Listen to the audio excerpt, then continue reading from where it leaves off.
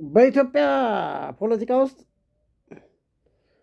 አማራና ትግራይ እንዲህ ሊያያዙ አይችሉም። ኦኬ፣ ሊያያዙ አይችሉም። እንዲህ እየተሿሿቱ ይኖራሉ። ኦኬ፣ ግን ሌላ ደግሞ ስልጣን ላይ በሚወጣ ጊዜ ሁለቱንም ሳይመልቲኔስሊ መያዝ አይችልም። ሁለቱም በተለያየ ዳይሬክሽን የሚሆኑ ናቸው። ለምን? ዴአር ነን ፊዚካል ዋርፌር አርቲስት ናቸው። ስለዚህ ከትግራይ ጋር ከተዋጋ አማራውን ሳትይዝ ናን ፊዚካል ዋርፌሩን አታሸንፍም። ፊዚካል ዋርፌሩን ልታሸንፍ ትችላለህ፣ ናን ፊዚካል ዋርፌሩን ግን አታሸንፍም።